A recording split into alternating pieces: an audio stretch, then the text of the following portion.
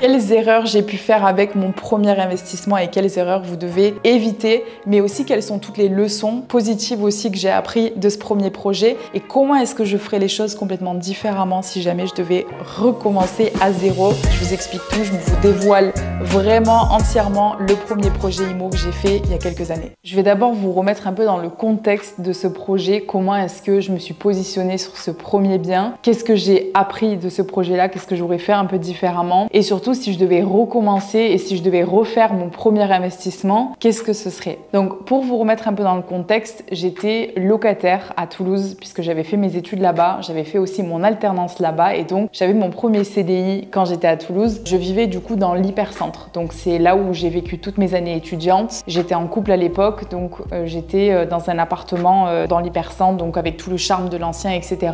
On avait du coup à ce moment-là un loyer d'à peu près 800-850 € par mois, ce qui était pas mal cher déjà à l'époque. Alors il faut savoir qu'aujourd'hui Toulouse a encore augmenté, mais c'est vrai que c'était pas donné. Mais finalement on était deux, donc en se partageant les charges, ça me revenait pas si cher que ça. Mais je me suis séparée et donc forcément à l'époque il a fallu partir vite de l'appartement et j'ai reloué du coup toujours dans l'hypercentre en restant dans ces quartiers qui étaient mes quartiers préférés. Mais pour vivre seule du coup dans un appartement et garder un minimum de confort, de surface, etc.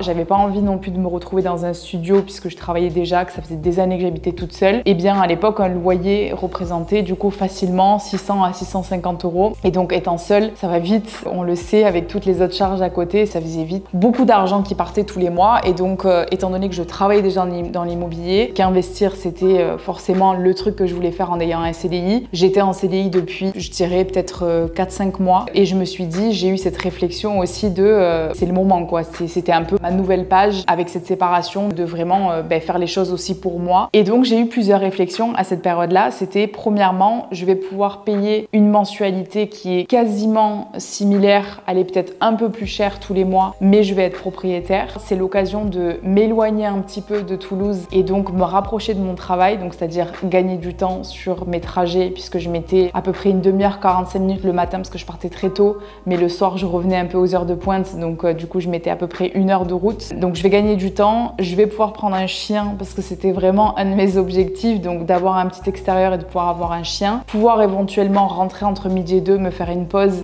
pareil, gagner en qualité de vie et pas partir du matin au soir. J'en avais un peu marre de passer 12 heures par jour loin de chez moi et aussi forcément de gagner en confort du logement, tout simplement de pouvoir avoir plus grand et de pouvoir évoluer aussi dans ce projet-là. Je me suis dit si j'achète quelque chose, je vais pouvoir y rester et je vais pouvoir avoir éventuellement une deuxième chambre et donc rester dedans, rencontrer quelqu'un, peut-être avoir des enfants. Enfin, ma réflexion à l'époque elle était là et donc c'est ce que j'ai fait. J'ai commencé à chercher des projets qui étaient en dehors de Toulouse, qui étaient donc au nord et plus proche de mon travail et je suis du coup éventuellement tombée sur le projet que j'avais imaginé. Donc c'était une petite maison dans une copro, mais une petite copro bénévole qui avait donc une place de parking. Donc je gagnais aussi cette place de parking que je devais payer en centre-ville de Toulouse. J'avais des mensualités qui allaient être un petit peu plus chères que mon loyer, mais donc j'ai gagné au niveau de la place de parking. J'avais un extérieur, j'avais une deuxième chambre et j'étais à 5 minutes hors bouchon de mon travail, ce qui me changeait grandement ma qualité de vie et j'avais plus ce genre métro boulot dodo du quotidien. La qualité de vie elle était vraiment incroyable. Donc je me suis positionnée sur cette première maison. J'y ai vécu pendant quelques mois, mais donc ce qui s'est passé c'est que j'ai perdu ma mère. Ça m'a fait revoir un petit peu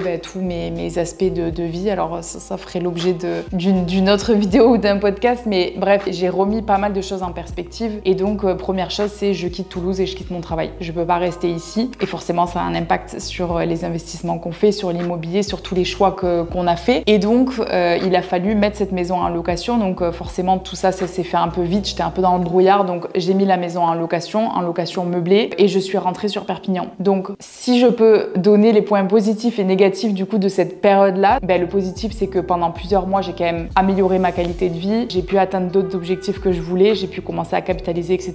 Par contre le négatif c'est que j'ai du coup acheté un peu trop cher par rapport au marché de l'époque. Enfin j'ai payé le prix du marché mais j'ai pas négocié assez en tout cas. J'avais pas aussi très bien étudié la partie marché locatif puisque dans mon optique de base c'était d'y rester, c'était de me voir y évoluer. Je savais par contre que c'était un secteur et une commune qui était super prisée dans le nord de Toulouse, qui évoluait vraiment, on le voyait de mois en mois, ça prenait en valeur autant sur le marché locatif que sur la transaction. Donc je pensais pas forcément faire d'erreur au niveau de cet investissement, mais j'avais pas vraiment ciblé sur le côté locatif, j'avais pas vraiment regardé est-ce que je vais pouvoir le mettre en coloc, si oui, à quel prix, est-ce que je peux faire de la LCD, est-ce que je savais que ça allait se louer, mais j'avais pas forcément creusé plus qu'est-ce que ça allait représenter si jamais je devais faire un fameux pépito pépin, qu'est-ce que ça allait représenter. Donc je dirais que les points négatifs sur ce projet, c'est qu'au moment où je l'ai mis en location et que je suis rentrée sur Perpignan, j'ai dû faire un effort d'épargne, donc c'est-à-dire que le loyer remboursait ma mensualité, mais j'ai dû faire un effort d'épargne sur les charges autres, donc sur la taxe foncière et sur la petite charge de copro qu'il y avait, vu que ça reste quand même une copro, même si elle était bénévole. Et donc j'avais quelques frais quand même à mettre de ma poche tous les mois. Donc au final, quand je suis sortie un peu de tout ce brouillard,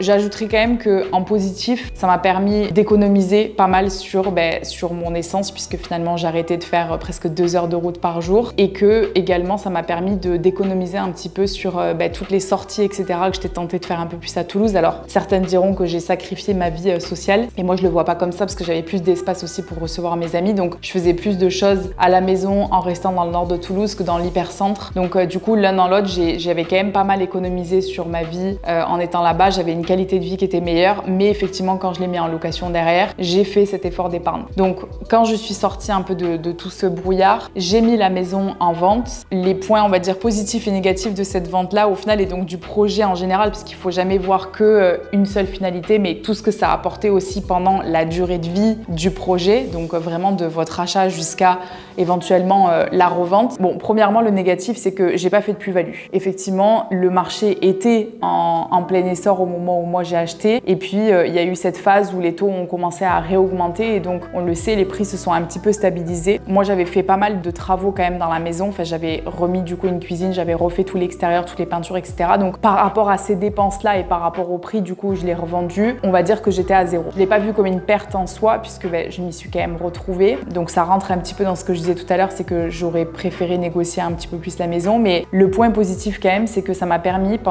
je l'ai gardé pendant à peu près 3 ans, la maison, il me semble. J'ai capitalisé quand même des dizaines de milliers d'euros. Donc ça, c'est quelque chose que j'explique toujours à mes coachés, c'est que même s'il n'y a pas de cash flow ou même s'il n'y a pas de plus-value, derrière, vous avez quand même capitalisé. Et en fait, c'est de l'argent que à ce moment-là, j'aurais pas pu mettre de côté. C'est une capitalisation que, avec une épargne pendant 3 ans, j'aurais pas pu amasser cette somme d'argent avec mes revenus, par exemple. L'un dans l'autre, c'était quand même un beau budget pour réinvestir dans autre chose. Et autre point super positif, c'est que j'ai pu faire un transfert de crédit. Donc ça, je l'ai expliqué aussi dans une vidéo, c'est que j'ai pu auprès de la banque leur dire, écoutez, je vends cette maison, j'aimerais garder quand même toutes les conditions du crédit que vous m'avez octroyé, donc c'est-à-dire que j'avais du 1 ou 1,10%, j'avais du coup un crédit sur 20 ans, donc j'ai dit je souhaiterais garder toutes ces conditions, mais le transférer sur une nouvelle adresse, sur un nouveau bien. Et donc ça a été accepté. Alors c'est pas accepté dans tous les cas, ils revoient un petit peu la situation quand même pour être sûr que vous êtes toujours en capacité de rembourser. Et il fallait, l'autre condition, c'était que j'achète un bien avec un montant supérieur, au cas où si on reprend en gros une hypothèque là-dessus, il fallait que ce soit un projet qui soit plus important. Mais ça m'a permis de refaire un projet du coup sur Perpignan avec des conditions qui, à l'époque,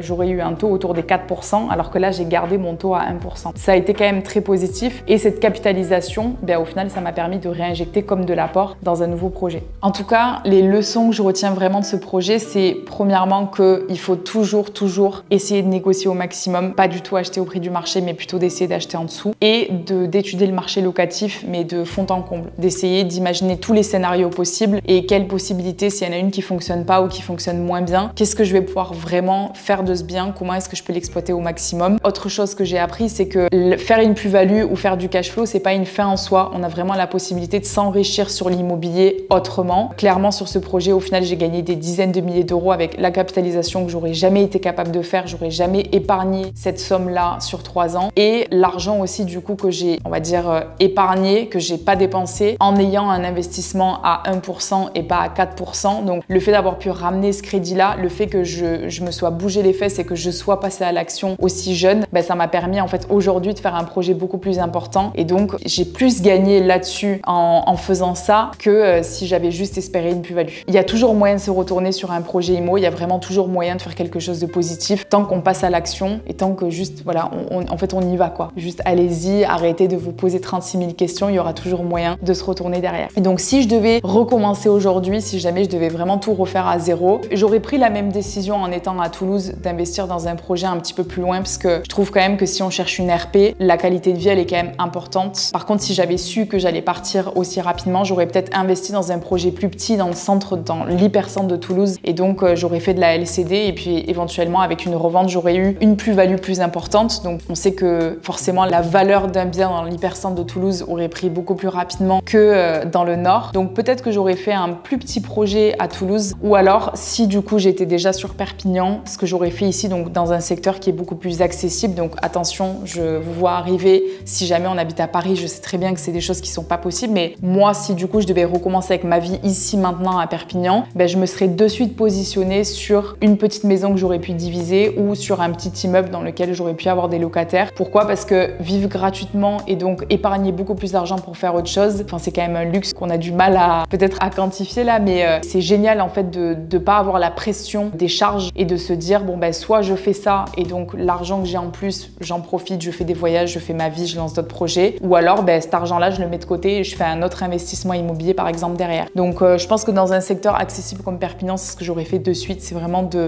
trouver un moyen de vivre gratuitement. Et si j'avais été dans un secteur où c'était un petit peu plus cher, si j'étais dans une grande ville par exemple, ben, j'aurais investi dans un logement un petit peu plus petit et j'aurais fait soit direct du locatif et je serais restée locataire parce que c'est souvent plus intéressant, ou alors en tout cas j'aurais fait un style de house hacking où j'aurais fait soit une coloc dans un appartement, je l'aurais mis en loc et j'aurais vécu avec quelqu'un pendant un certain temps, ou alors j'aurais fait de la LCD à toutes les périodes de l'année où moi j'étais pas là. En tout cas, sachez qu'il y a des stratégies qui sont bonnes dans tous les secteurs, adaptées à toutes les situations. Donc ne vous dites pas, bah, tiens, telle personne a fait ça, ça a trop bien marché, je veux faire la même chose. Oui, parfois ça peut vous donner des idées et parfois c'est bien, mais il y a aussi vous, ce que vous voulez atteindre, où est-ce que vous avez envie d'aller. Moi à l'époque, c'était vraiment, j'avais besoin de, je venais de sortir de cette relation qui avait été très longue, qui était très centrée du coup sur la personne. J'avais besoin de retrouver un peu ma confiance en moi, ma liberté. Donc j'avais besoin de vraiment faire un projet de résidence principale dans lequel je me créais mon propre cocon. Et c'est ce que j'ai fait. J'avais vraiment pour rêve d'avoir un chien. Et donc aujourd'hui, bon, elle n'est pas avec moi au bureau aujourd'hui, mais il y a ma petite Kiwi qui m'accompagne au quotidien. J'avais vraiment besoin d'avoir un jardin et de retrouver une proximité. J'avais à fond ma carrière en tête et j'avais vraiment envie du coup d'être en 5-10 minutes au bureau maximum. J'en avais marre de me taper 2 heures de route par jour. Donc j'ai fait ce projet-là pour ça. Ça a répondu à tout ça à ce moment-là et c'est le plus important. Ne faites pas que de l'IMO aussi pour gagner de la thune et machin. Faites aussi les choses parce que ça vous fait kiffer. On a une coachée qui a investi dans un immeuble et qui souhaite ne mettre que des locataires, des mamans célibataires. Donc il y a vraiment des projets aussi qui sont faits avec le cœur. Donc c'est important de kiffer aussi ce que vous faites et pas juste de le faire pour l'argent. Mais voilà, réfléchissez à ce que vous voulez faire vous et sachez qu'il y a des stratégies et des possibilités de réussir dans l'immobilier dans peu importe ce que vous allez faire. Voilà. C'était un peu tous les insights de ce premier projet IMO que j'ai fait, tout ce que j'ai appris. C'est important de retenir un peu les leçons des projets que vous faites. Si vous hésitez à vous lancer, juste arrêtez, plongez, allez-y. Il y a des choses qui s'apprennent en chemin, il y a des choses qui peuvent se retourner en chemin, vraiment, n'hésitez pas. Si vous avez des questions, que vous avez envie qu'on vous accompagne, mettez un petit commentaire juste sous la vidéo ou alors sur Instagram aussi, Saving Sisters, on se fera un plaisir d'y répondre et je vous dis à bientôt.